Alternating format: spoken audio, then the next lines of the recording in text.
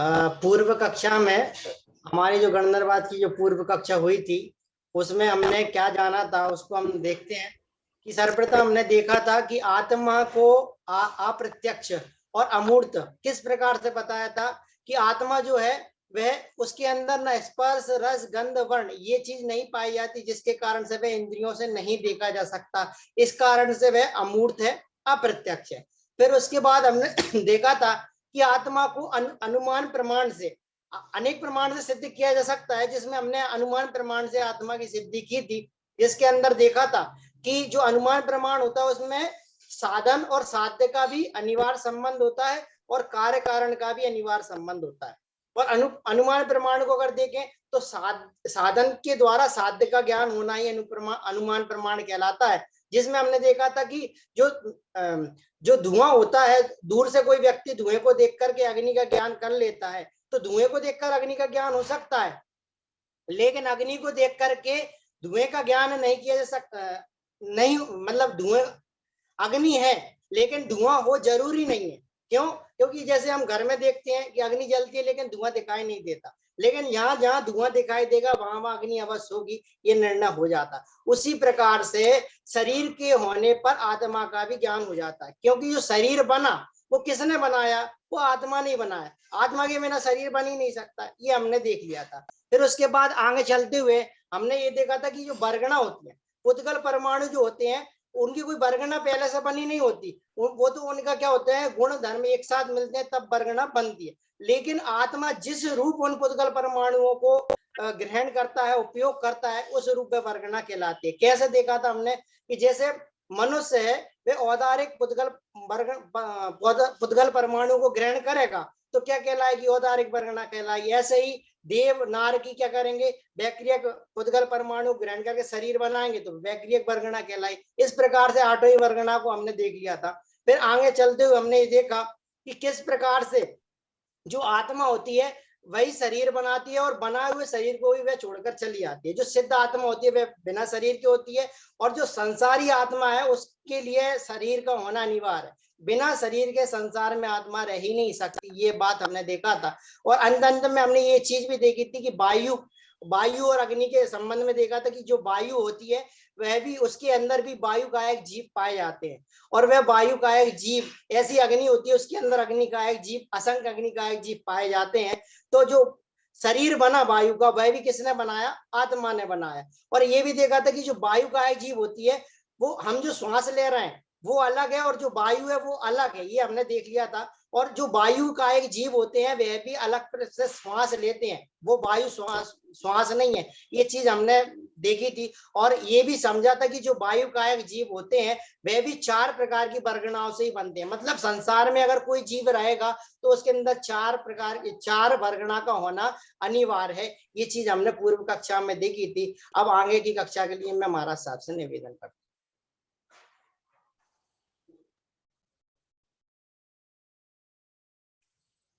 बहुत बहुत धन्यवाद आपको, बहुत अच्छी तरह से आपने प्रस्तुत किया है।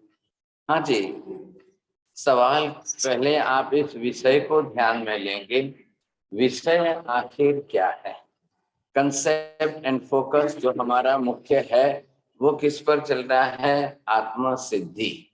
हम आत्मा को सिद्ध कर रहे हैं, इस पर लक्ष्य दीजिए आप।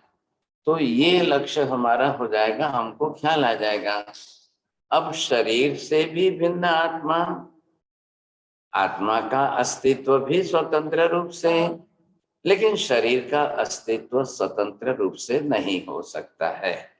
क्यों नहीं हो सकता है? तो आखिर शरीर का कर्ता कौन है साहब? इसलिए हमने जीव शब्द को जोड़ा है शरीर के साथ। अब ये जीवंत शरीर जिसको आप बोलते हैं, अमृत शरीर और जीवंत शरीर, क्या फर्क है? एक मृत शरीर हो, एक जीवंत शरीर हो, हम किसको बोलेंगे साहब? तो मृत शरीर क्यों शब्द रखा है, संज्ञा क्यों बनाई? जीवंत शरीर ये संज्ञा क्यों बनाई? इन दोनों का भी तो विचार करना पड़ेगा साहब। जब भी शरीर की बात आएगी तब ये बात निश्चित बैठेगी, जीवंत शरीर, मृत शरीर। अब ये जब हम समझ जाएंगे तब हमको ख्याल आ जाएगा तो जीव जो शरीर बनाता है और वही जीव आत्मा उस शरीर में रहती है, तभी वो जीवंत शरीर कहलाता है। और वही जीवात्मा जिस शरीर को छोड़कर चली जाएगी, अब वो मृत शरीर है साहब। तो जीव मृत ये संज्ञा किसके साथ जुड़ेगी साहब? तो ये निश्चित हो गया कि जीव और मृत का संबंध क्या है। जीव को हम क्यों जीवंत शरीर कहते हैं और मृत शरीर संज्ञा क्यों दी जा रही है, ये हमको यहाँ पर समझना बहुत अनिवार्य है। आ गई बात ख्याल में, समझे कि नहीं? तो यहाँ पर पहले सिद्धि किसकी होगी?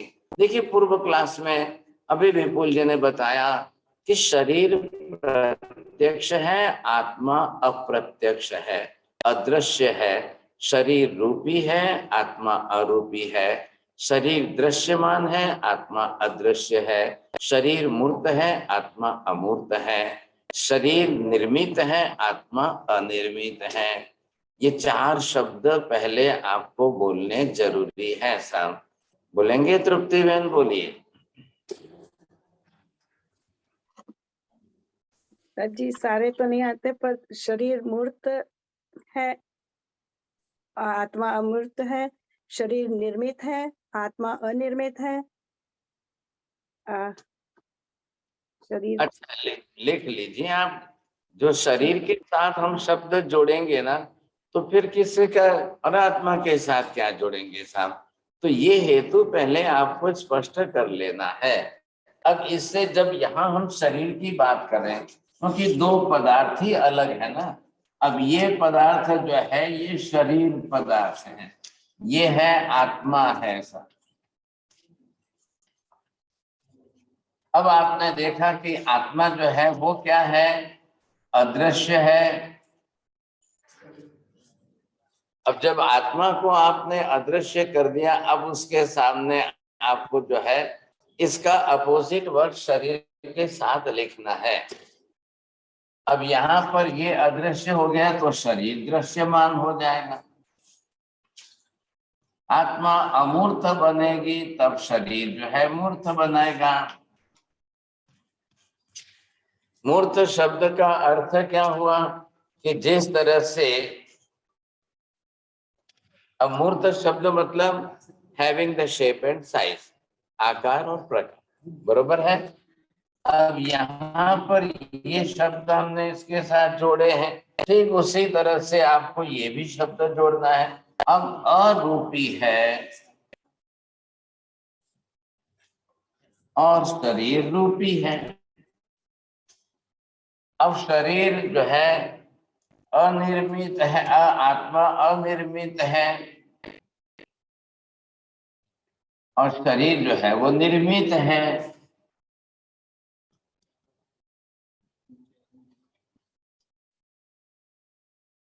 तो ये निश्चित हो गया इसके साथ संबंध। जब सामने है तो हमेशा साधन रखना है। अब साधन ये रहेगा तो साध्य ये बनेगा सब, क्योंकि ये इसका करता है, समझे।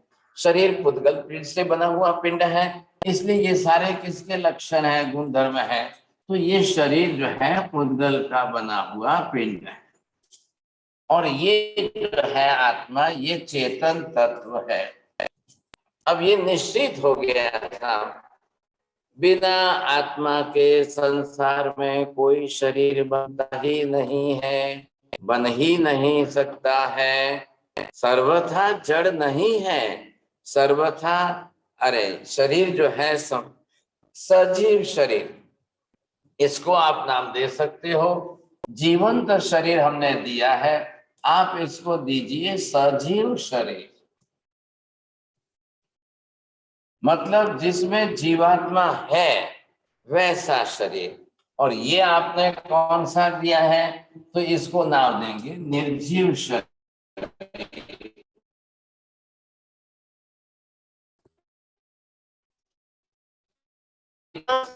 इसके अंदर आ रहा है, तो इससे मतलब क्या हुआ?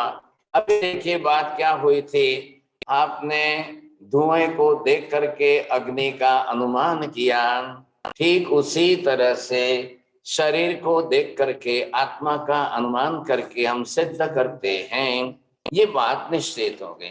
तो शरीर तो बनाया किसने?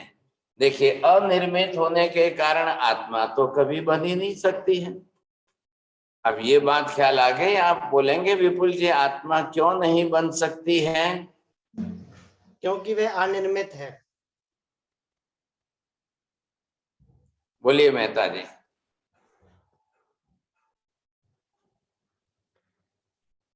मेहता जी बोलेंगे? पुष्कराज जी बोलना चाहते हैं? क्योंकि आत्मा बनाने का कोई रॉ मटेरियल ही नहीं है, इसलिए वो और अनादि अनंत है। बस दूसरी बात, अभी पहली बात क्या हुई? आत्मा को बनाने के लिए वैसा कोई रॉ मटेरियल नहीं है और आत्मा को बनाने वाला कोई वैसा करता नहीं है। दोनों बात आएगी ना। आत्मा खुद ही करता है तो आत्मा को बनाने वाला कोई दूसरा करता तो है ही नहीं, और बनाने जाए तो वैसा कोई रॉ मटेरियल नहीं। लेकिन शरीर क्यों बनता है, शरीर क्यों बनाया जाता है? बोलिए मीना बहन, can you speak if you want to give any answer?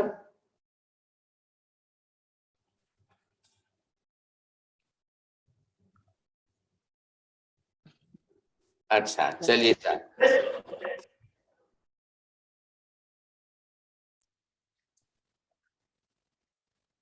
I'll pass it on. Sorry. Very good. हाँ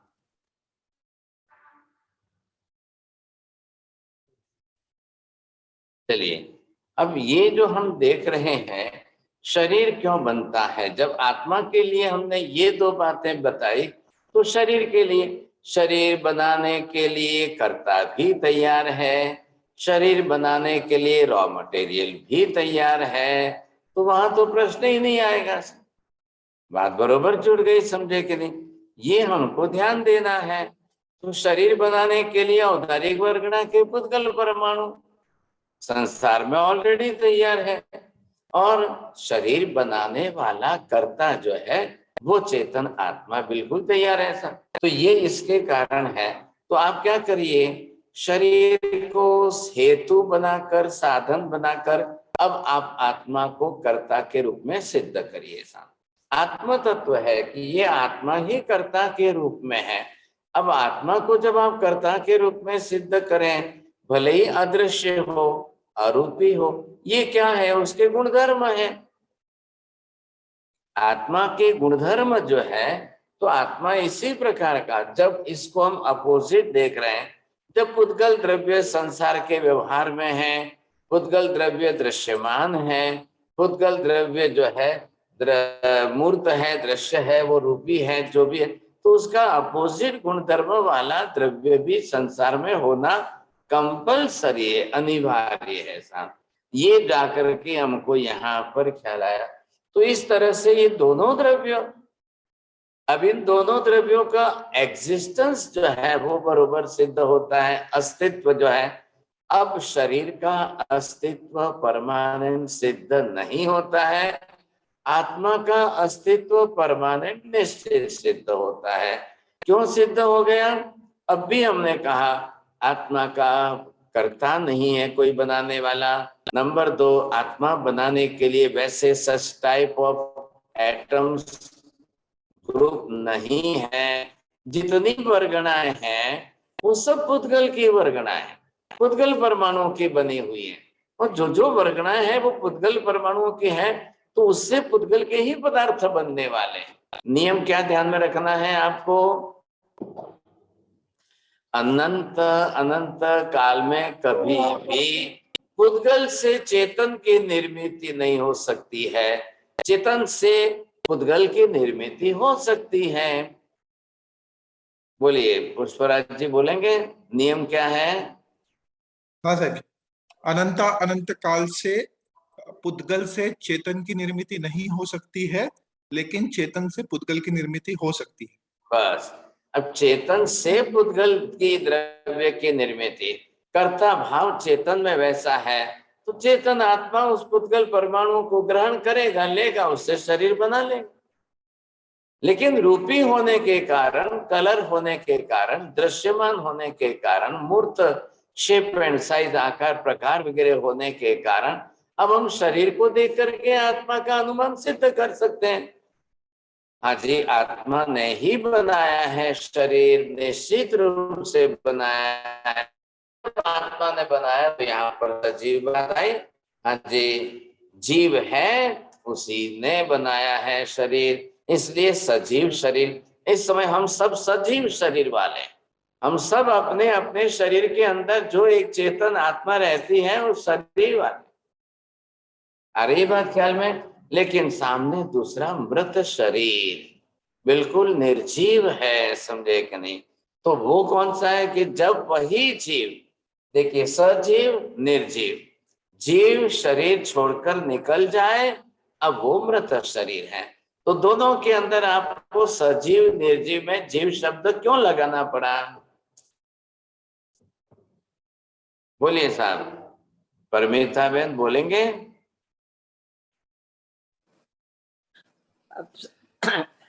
क्योंकि शरीर का कर्ता ही आत्मा है, इसीलिए दोनों जगह पे जीव का लगाना पड़ता है। अब जीव जो है सजीव शरीर, क्योंकि जीवात्मा ने ऐसा शरीर बनाया है, जीव ही करता है।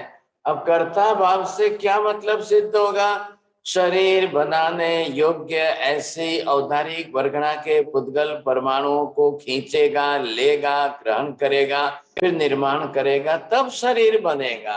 आत्मा को बनाने के लिए वैसा कुछ भी नहीं है। आत्मा को बनाने के लिए पुद्गल को जाकर के, ईश्वर को जाकर के वैसे एटम ग्रुप जो है वो परमाणु लेना, ग्रहण करना, खींचना, बनाना, ऐसा कुछ भी संभव ही नहीं है। आत्मा बना ही नहीं सकती है, ऐसा सॉरी पुद्गल जो है बना ही नहीं सकता है। और दूसरी तरफ जो है सारी वर्गणाएं पुद्गल परमाणुओं के समस्त जो है वर्गणाएं वो सब जो है पुद्गल की है। तो पुद्गल वर्गणाओं को ग्रहण करने वाला कौन है? अगर आत्मा ही ना हो तो 14 लोक के अंदर एक भी प्रकार की पुद्गल परमाणु को कोई ग्रहण कर ही नहीं सकता है। विपुल जी थोड़ा सा ध्यान देकर सुधारना कर लेना। वर्गणाओं को आत्मा बना नहीं रही है, वर्गणाओं को सिर्फ ग्रहण करती है। वर्गणाएं अपने आप बन रही है, वर्गणाओं का कर्ता आत्मा नहीं है। वर्गणाओं को लेकर ग्रहण करके अब अपने कार्य करना जो है वो आत्मा का काम है। तो आत्मा जो है ऐसे सभी पुद्गल परमाणुओं की वर्गणाओं को लेकर के अलग अलग कार्य निर्माण करेगा। वैसे आर्य कार्य कितने कौन कौन से होते हैं? 8 प्रकार के हैं। इन 8 प्रकार के कार्य होते हैं, इसलिए उनको नाम उसी प्रकार से संज्ञा दी गई है। संज्ञा देने का कारण ही है, संज्ञा दी किसने? संज्ञा किसने दी है? आत्मा ने दी है। क्यों दी है? औदारिक वर्गणा के पुद्गल परमाणुओं को ग्रहण करके आत्मा अपना मनुष्य या तिर्यंज का शरीर बना रहा है। वैक्रिय वर्गणा के पुद्गल परमाणुओं को ग्रहण करके आत्मा जो है देवनारकी का शरीर बना रहा है। साधु संत विशिष्ट रूप से आहारक वर्गणा के पुद्गल परमाणुओं को ग्रहण करके वैसा शरीर बना रहे हैं। और श्वासोश्वास के परमाणुओं को लेकर के प्रत्येक जीव अपनी श्वसन क्रिया चलाता है। सब भाषा वर्गणा के पुद्गल परमाणु वो ऐसे ग्रुप है, ऐसे पुद्गल परमाणु जिनको लेकर के आत्मा को अपनी तरह से बोलना है, भाषा में शब्द बोलना है, बस। इसी तरह से अब संगनी पंचेंद्रिय जीव जो है, जिनको विचार करने के लिए माध्यम रूप मन बनाना हो, वो मनोवर्गणा के पुद्गल परमाणुओं को ग्रहण करके मन बना ले। नहीं बनाना है तो लेना ही नहीं है, छोड़ दीजिए बात, कोई मतलब नहीं। अब रही तेजस वर्गणा, प्रत्येक जीवों को लिए हुए आहार के पुद्गलों को शरीर में समाना, पाचन करना, शरीर के अंदर बिल्कुल तेजस शक्ति बढ़ाना, ये सारा काम जो है जिससे हो रहा है तो तेजस वर्गणा है। देखिए करता तो आत्मा ही है, करना आत्मा को है, सिर्फ जो है साधन के रूप में आपको पुद्गल परमाणु ग्रहण करना है, लेना है, बस और कुछ नहीं है। अब रही बात किसकी, कार्बन वर्गणा के पुद्गल परमाणुओं को ग्रहण करना है। कौन करेगी साहब? आत्मा ही करेगी, आत्मा ही इनको ग्रहण करेगी, तभी जाकर के आश्रव होगा, तभी जाकर आत्मा ही अपने ऊपर जो है इन कार्बन वर्गणा के पुद्गल परमाणुओं का लेयर चढ़ाएगी, तब जाकर के वो कर्म बनेगा। मैंने आपको एग्जांपल दिया था कि डिब्बे में है, वहां तक वो आटा है, अब आप लेंगे तब जाकर के उसमें पानी वगैरह डाल करके पिंड बनाएंगे, अब रोटी बनेगी। वैसे ही कार्बन वर्गणा के पुद्गल परमाणुओं को लेना, आत्मा प्रदेशों के साथ चिपकाना, एक रस करना, अब कर्म की संज्ञा बन गई, बरोबर कर्म लेंगे सब। तो ये जो प्रक्रिया है शरीर देह करता। अब आप ये सोचिए संसार के अंदर कितने प्रकार के शरीर हैं और कितने प्रकार के शरीर को उत्पत्ति स्थान है, शरीर को उत्पन्न करने के स्थान जो है वो जो है योनि कहलाती है। तो ऐसी 84 लाख योनियां हैं।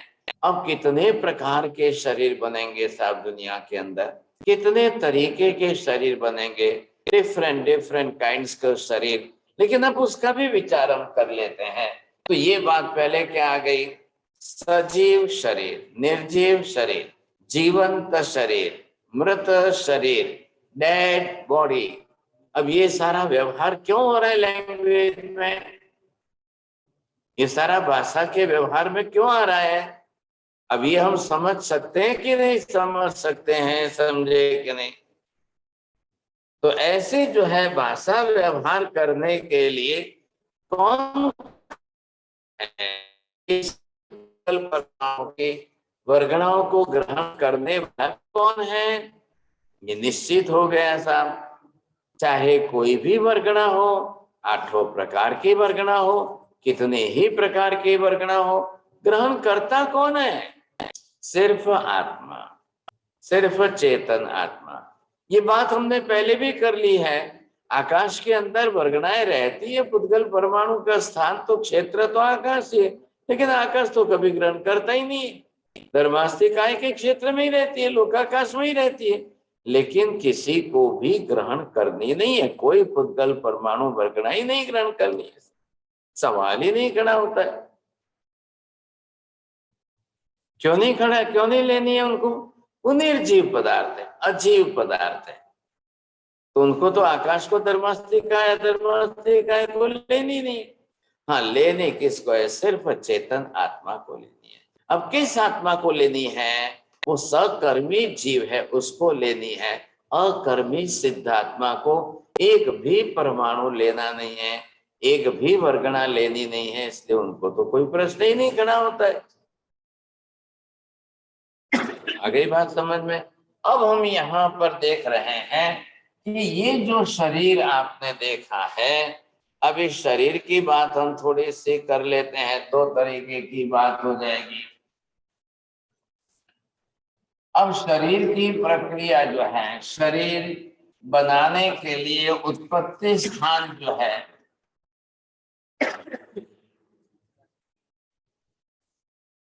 अब ऐसे अलग अलग प्रकार के शरीर बनाने के लिए उत्पत्ति स्थान में कितने, अब ये 84 लाख योनियां बताई गई हैं।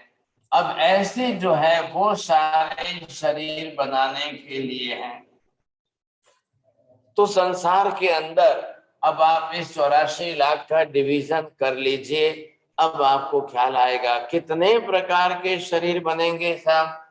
यहाँ पर आपने ये देख लिया, अब इसमें विभाग दिए हैं साहब, तो इन सब विभागों के हिसाब से हम गणित कर रहे हैं, तो वो पूरा विभाग आपके साथ में जुड़ जाएगा। 7 लाख जो है ये किसकी है? पृथ्वी काय की। 7 लाख किसकी है? अवकाय पानी की। 7 लाख किसकी है? अग्नि काय। 7 लाख किसकी है? वायु काय की है। 10 लाख किसकी है? प्रत्येक वनस्पति काय की। 14 लाख किसकी है? ये साधारण वनस्पति काय की। अब आप सीधे इसके साथ जोड़ते जाइए। अब ये है 2 लाख किसकी है? वेदरीय जीवों की। फिर 2 लाख किसकी है? तेंद्रिय जीवों की। फिर 2 लाख किसकी है? चौदेंद्रिय जीवों की। फिर 4 लाख किसकी है? देवताओं की। अब 4 लाख किसकी है? नारकी जीवों की। 4 लाख किसकी है? तिर्यंच पंचेंद्रिय जीवों की। और प्लस 14 लाख जो है वो किसकी है? मनुष्य। हाँ, बस बात है। आप इतने ध्यान दे दिया। अभी कितने डिवीजन हो गए विभाग, और इसका टोटल निकालिए आप देख करके। चोरडिया जी करेंगे आप टोटल?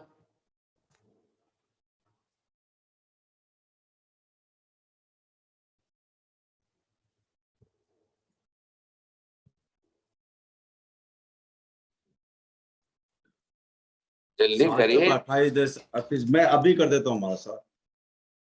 28, 10, 38 और 14। मन में करिए। हाँ से हो गया आपका? नरेंद्र जी हो गया? हाँ जी, नरेंद्र जी भाटिया जी बोलिए। 84 होता महाराज। बस, तो ये हो गया ना रिजल्ट। अब ये जो है रिजल्ट यहाँ पर 84 का जो आया, अब ये क्या है? अब इसका एक एक विभाग आप करते जाइए। कितने डिवीजन हो रहे हैं पहले आपको इसको ये देखना है। चंद्रेश भाई पहले डिवीजन देखो कितने हो रहे हैं।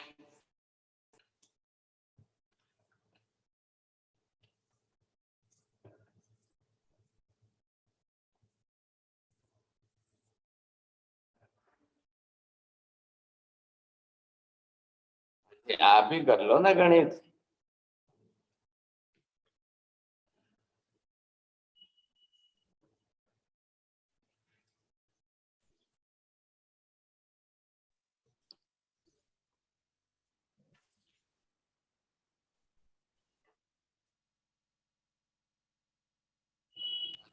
जल्दी करिए, देखिए आप। 13। बस, अब ये जो डिवीजन हुए और ये नाम पड़ गए और ये उनके उत्पत्ति स्थान हो गए। अब ध्यान रखिए, ये टोटल फिगर जो आया है ये 84 लाख का, अब ये परमानेंट फिगर है साहब। मेहता जी ध्यान से समझना, अनादि अनंत काल से ये 84 लाख का फिगर चल रहा है। आज भी 84 लाख का फिगर चल रहा है, और भविष्य के अनंत अनंत काल के पश्चात भी 84 लाख का ही फिगर चलेगा। अब ये सोचिए, केवल ज्ञानियों ने ये हमको फिक्स करके स्पष्ट बता दिया है, न एक बढ़ेगा न एक घटेगा। आप ये मत सोचिए 84 लाख में से 83 हो जाएगा, कभी नहीं हुआ अनंत काल में। 84 से बढ़कर के 85 हो जाएगा, अनंत काल में कभी नहीं हुआ है ऐसा। तो ये फिगर परमानेंट है। ध्यान रखना, आत्मा की फिगर की बात नहीं है। आत्मा की संख्या हम संसार में देखने जाए तो रसीला बेन કેટલી છે આત્માની સંખ્યા?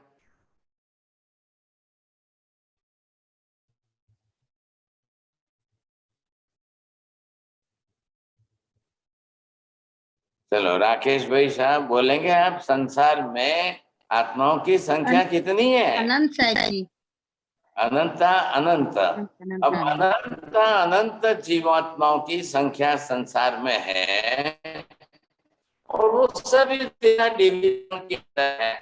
सबको शरीर बनाना है। ये सब क्या है? ये सब शरीरधारी है। इधर देखिए, ये शब्द इसके साथ में जोड़ दिया। शरीरधारी कौन हो गया? अब पहले लिखा था और अब लिखा, दो में क्या फर्क है?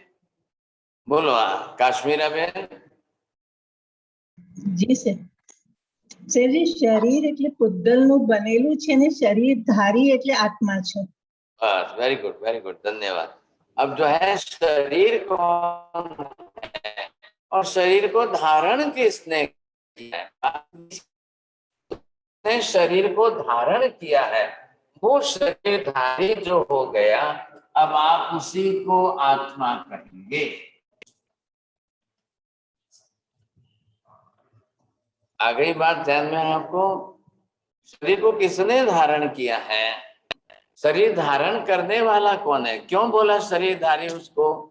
या आप दूसरा शब्द लगा लो, शरीर कर्ता बोल दो, शरीर निर्माता बोल दो, शरीर बनाने वाला बोल दो, शरीरधारी बोल दो, शरीर का निर्माता बोल लेंगे। अब शरीर उत्पन्न किसने किया? फिर शरीर छोड़ के कौन जाएगा? बात इतनी सी है। ये सब बातें जाकर के आत्मा को सिद्ध कर रही है। अब आ रहा है ख्याल में आपको? तो शरीरधारी जो है, अब कितने शरीर उसने धारण किए आज दिन तक? कितनी बार शरीर धारण किए साहब? अब इसका उत्तर क्या होगा? कितने शरीर बनाए आत्मा ने? और दूसरी तरफ शरीर बनाने के लिए जो बरगणाए हैं वो भी त्रिकाल नित्य शाश्वत परमाणु है। एक परमाणु भी अनंत अनंत काल में संपूर्ण नष्ट होता ही नहीं है, और एक भी आत्मा संसार में अनंत अनंत काल में कभी नष्ट होती ही नहीं है। तो चाहे आत्मा अनंत अनंत अनंत अनंत कितने भी काल तक रहे, तो उसको पुद्गल परमाणु तो शरीर बनाने के लिए मिल ही जाएगा, समझे कि नहीं? आज दिन तक के अनंत काल में ऐसा कभी हुआ है क्या? किसी को शरीर बनाना है और उसको वेटिंग में खड़े रहना पड़ा, रुको रुको रुको रुको भाई, अभी कोई मरेगा और उसके शरीर पर के परमाणु बिखरेंगे तब आपको बनाने का चांस मिलेगा, वहां तक रुको। ऐसा कभी मेहता जी हुआ है क्या? बोलिए। किसी को ऐसा लिखना पड़ा है हाउसफुल, अभी शरीर बनाने के लिए परमाणु नहीं है, आप रुकिए भाई साहब, वेट करिए, अभी कोई मरेगा, वो अपने शरीर के पुद्गल परमाणु छोड़ेगा, अब उसके परमाणु जलेंगे, अब जाने के बाद वो आपको मिलेंगे, तब आप शरीर बना सकोगे, नहीं तो नहीं बना सकोगे। ऐसा कभी हुआ है क्या? क्यों नहीं हुआ ऐसा? क्यों नहीं हो रहा है? आज भी लोग बोल रहे हैं कि इतना पॉपुलेशन बढ़ गया, तो बना रहे, सभी बना रहे, शरीर अपना अपना निर्माण कर रहे हैं ऐसा। अब ये देखिए, इसको हमने क्या किया, इस 84 लाख योनियों के अंदर की बात आई, तो अगर आप देखेंगे कि भाई कोई डेड बॉडी हो गई, जिस आत्मा ने शरीर छोड़ दिया और वो चला गया जीव उसमें से, अब क्या रहेगा? मृत शरीर रहेगा। अब मृत शरीर है तो उस शरीर की उत्पत्ति योनि तो उसमें है, तो क्या उसमें किसी जीव ने आकर के जन्म लिया है? कोई मरे हुए शरीर की योनि में जाकर किसी ने गर्भ धारणा की है? क्या वो मरे हुए शरीर में जाकर 9.5 महीने रह सकता है? पॉसिबल है क्या? हंसाबेन बोलो, क्या इसका उत्तर क्या दे सकते हैं?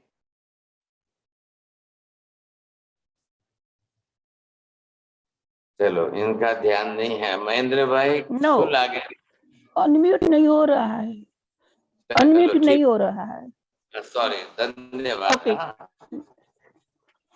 महेंद्र भाई बोलो।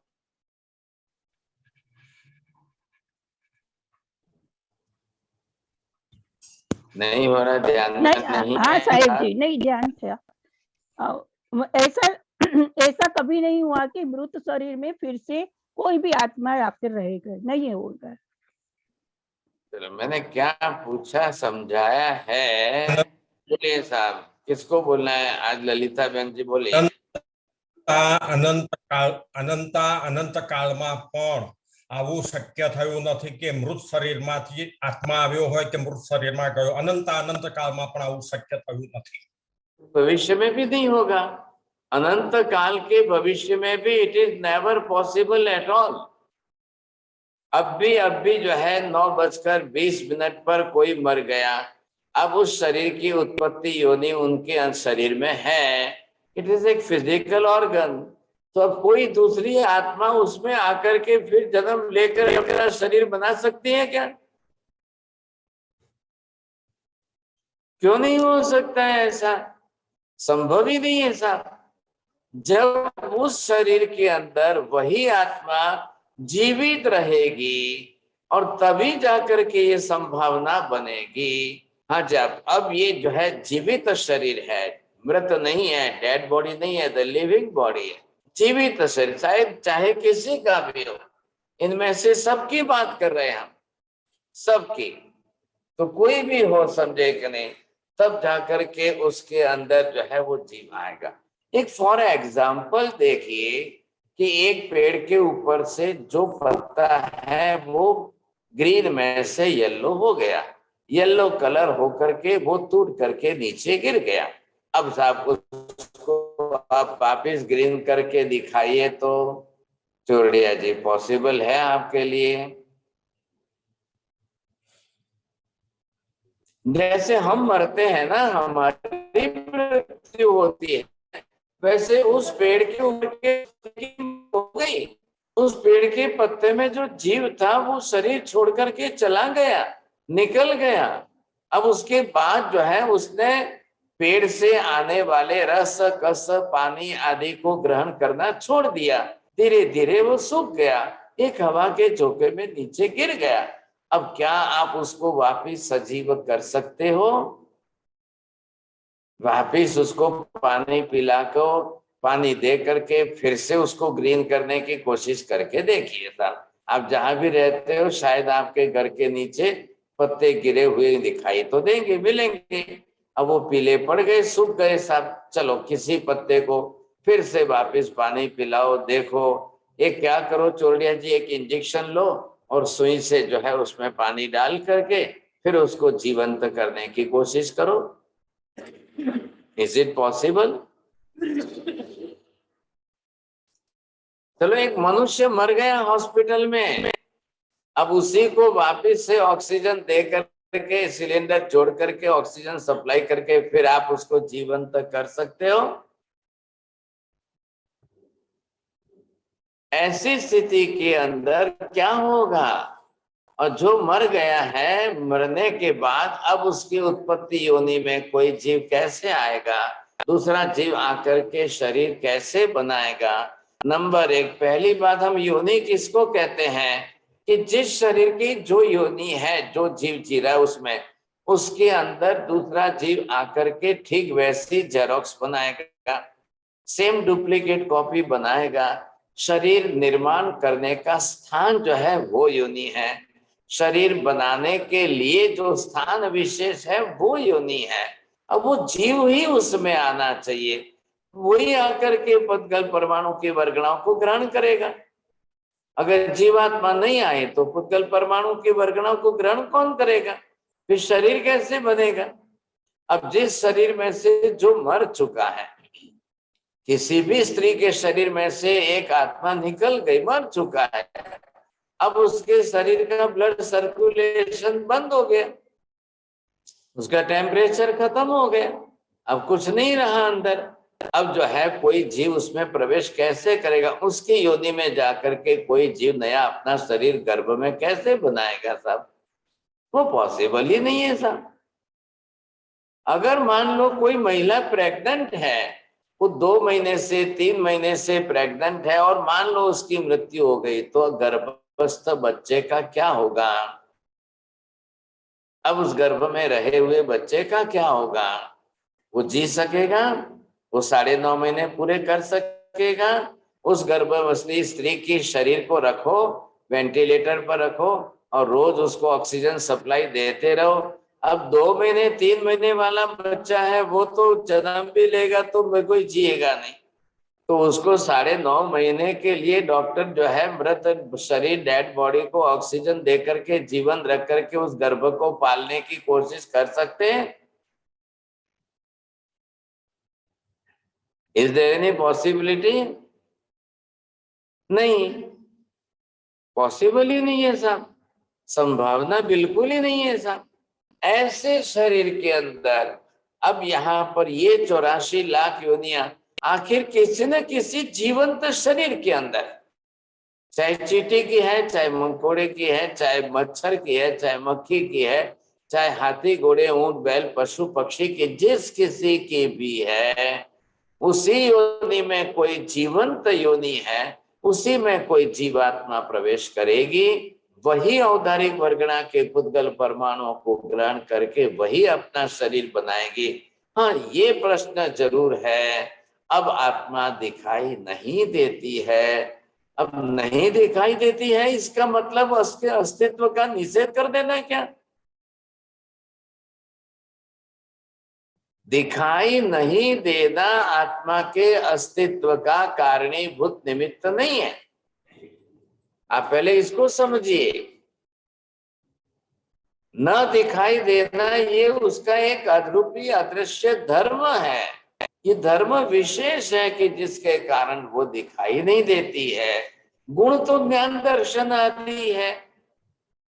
अभी हम गुण से भी आत्म तत्व को, द्रव्य को सिद्ध कर रहे हैं, धर्म से भी आत्म द्रव्य को सिद्ध कर रहे हैं। तो दोनों से हमको ये ख्याल आ जाएगा, वर्ण गंध रस स्पर्श जो है वो जिसका धर्म है, गुण है, वो पुद्गल द्रव्य है। वर्ण गंध रस स्पर्श आत्मा के लिए कुछ भी नहीं।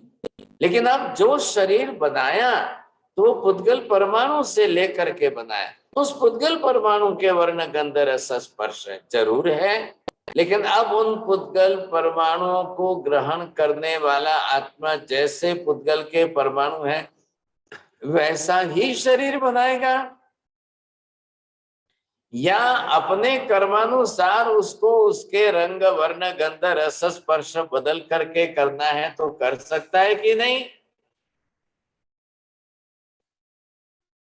मेरी बात पर थोड़ा सा ध्यान दीजिए मेहता जी। मैंने क्या पूछा है? जैसे पुद्गल के परमाणु है और उसकी वर्गणा जिस प्रकार की है, क्या उसी को लेकर वैसा ही जीवात्मा अपना शरीर बनाएगा? उसमें कुछ भी चेंजेस नहीं कर सकता है? या जीवात्मा अपने कर्मानुसार उसके वर्ण गंध रस स्पर्श को बदल करके जैसा चाहिए वैसा कर सकता है कि नहीं? मेहता जी समझ में आ रही है बात? बोलिए। हाँ जी, कर सकता है। जीवात्मा अपने कर्म के अनुसार भी शरीर में बदली कर सकता है। हाँ जी, ये देखिए मैं आपको यहाँ पर ये बता रहा हूं। अब यहाँ पर जो है ये एक, आपको ये देखना है, यहाँ पर ये 1 एकड़ का खेत है।